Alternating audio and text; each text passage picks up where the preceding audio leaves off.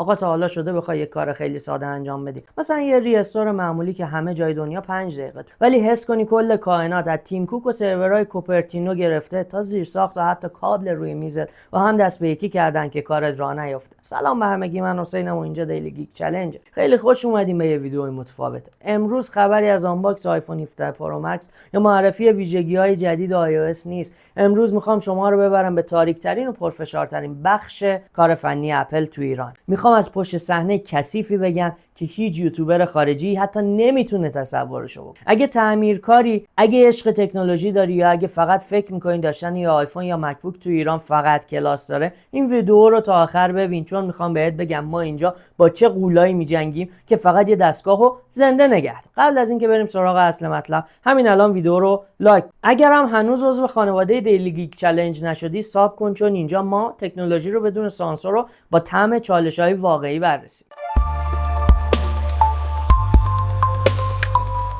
قدیما کار راحت تر بود، یه کابل میزدی یا آیتونز باز میکردی و تمام. اما از وقتی اپل رفت سراغ تراشه های سری M، یعنی همون M1 و M2 و M3، بازی کلا عوض شد. امنیت رفت بالا ولی دردسر ما هم 1000 برابر شد. حالا برای یه ریستور ساده دستگاه باید به سرورهای اپل چک و چونه بزن. بچه‌ها بزن یکم بازش کنم که چرا میگم سری M کارو سخت کرد. تو آیفون‌های قدیمی یا مک‌های اینتلی سیستم ریستور خیلی خطی بود، اما توی معماری سیلیکون اپل ما با چیزی به اسم قدم دوم احراز هویت طرفیم. یعنی وقتی مکبوک شما میره تو حالت DFU، سیستم منتظر میمونه تا پکیج امنیتی از سرورهای اپل دریافت بشه که امضای دیجیتال اون دستگاه خاص رو داره. حالا فاجعه کجا رخ میده؟ وقتی که اینترنت ما وسط این تبادل امضای دیجیتال فقط برای 1 میلی ثانیه قطع بشه یا پینگت بره بالا، سرور اپل فکر میکنی یه حمله هکری اتفاق افتاده و پورتو میبنده. حالا تو میمونی و یه مکبوک که نه بالا میاد نه اجازه میده دوباره تلاش کنی، مگر اینکه کل پروسه رو از صفر و با یه آی پی جدید شروع کنی. اینجاست که من میگم ما تعمیرکار نیستیم، ما در واقع با پروتکل‌های امنیتی داریم. مثلث برمودای ارورات، تحریم، فیلترینگ، اینترنت. بزرگترین چالش ما توی اپل استور خود دستگاه نیست. مشکل اینه که وقتی یه ارور 4013 یا یه ارور ناشناخته توی اپل کانفیگوریتور میگیری، نمیدونی باید یقه کیو بگیری. من باید دهن کیو سرویس کنم؟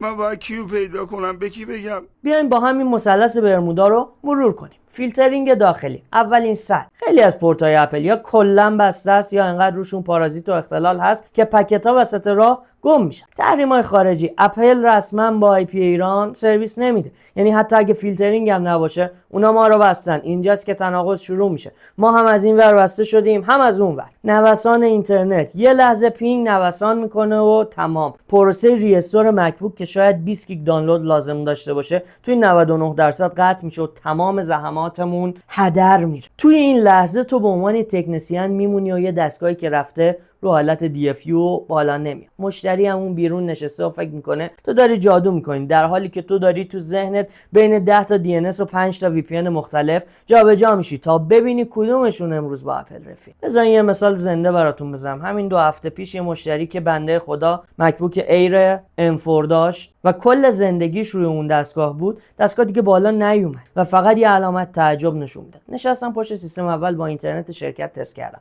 ارور 2005 داد. رفتیم سراغ DNS های معروف، ارور عوض شد 9. کابل رو عوض کردیم، رسیدیم به مرحله دانلود فرمور، ولی توی 90% گیر کرد چون آی پی شناسایی شد و بند شد. باورتون نمیشه من مجبور شدم از 4 تا لپتاپ مختلف و 3 تا سرویس اینترنت متفاوت از ADSL گرفته تا فیبر و حتی هات‌اسپات گوشی استفاده کنم تا فقط بتونم اون تاییدیه نهایی رو از سرویس اپل بگیرم. مشتری اون بیرون داشت چای می‌خورد و فکر می‌کرد من دارم یه دکمه میزنم و منتظر میشم، ولی من این پشت داشتم عرق میره، عرق سرد، که نکنه اینترنت نوسان کنه و فرمور ناقص بشین و کلا برده دستگاه سیب ببین. این استرسیه که هیچ جای دنیا تکنسین اپل تجربه نمیکنه. ما اینجا فقط تعمیر نمیکنیم، ما داریم بندبازی میکنیم رسمی. بچا تا اینجا فهمیدین که ما با چه مکافاتی داریم کار میکنیم. واقعا گاهی اوقات دلم میخواد دستگاه بکوبم تو دیوار و بگم آقا نخواستیم. اگه شما هم تعمیرکار هستی یا تو کار فنی دیگه‌ای با تحریم و فیلترینگ به مشکل خوردی، حتما تو کامنت ها برام بنویس که چطوری دورش میزنی. حالا برگردیم سراغ بحث شیرین ریستور تو جهنم. یه سوالی که همیشه از خودم میپرسم اینه، واقعا این تحریما چه کسی رو هدف قرار داده؟ وقتی اپل اجازه نمیده ما به سرورهای ریستور وصل بشیم،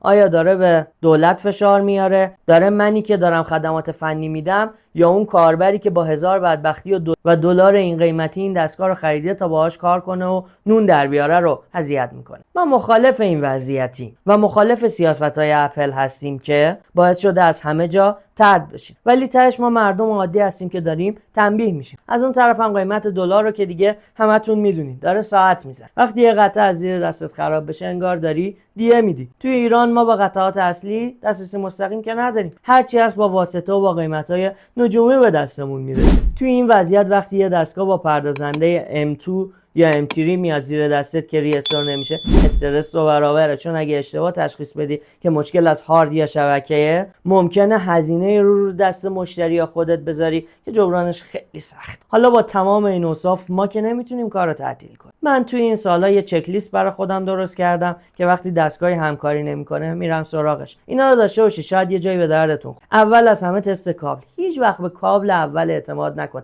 حتی اگه اورجینال باشه. برای ریستور دستگاه‌های سری M حتما از کابل تاندربولت 3 یا 4 استفاده از سیستم‌های واسطه عجیبه، ولی گاهی اوقات وقتی مکبوک جدید روی سیستم عامل‌های سونومو ریستور نمیشه، من میبرمش روی مکبوک قدیمی‌تر و سیستم عامل بیگ سور. اونجا به راحتی جواب میگیرم. انگار نسخه‌های قدیمی‌تر اپل کانفیگوریتور حساسیت کمتری روی پینگ داره. گزینه سوم مودم و DNS. همیشه دو تا سرویس اینترنت متفاوت داشته باشه، یکی مخابرات، یکی ایرانسل یا همراه اول، یکیشون بالاخره کوتاه میاد. چهارم هم صبر ایوبه. من درخواست صبر ایوب دارم. گاهی باید بذاری دستگاه چند ساعت بمونه و دوباره امتحان کنی. من خودم از این قضیه خیلی جواب گرفتم. انگار سرورهای اپل هم شیفت دارن و بعضی ساعت‌ها با ما مهربون‌ترن. واقعیت اینه که کار کردن توی ایران، مخصوصا تو حوزه تکنولوژی‌های های تک مثل اپل، شبیه دویدن توی جاده پر از مانع، در حالی که چشمات هم بستن. ولی ما هنوز هستیم چون عاشق این کاریم، چون نمیخوایم اجازه بدیم این محدودیت‌ها ما رو از دنیای روز عقب نگه. ما هکرای اجباریم. ما یاد گرفتیم چطوری از دیوار بلند تحریم و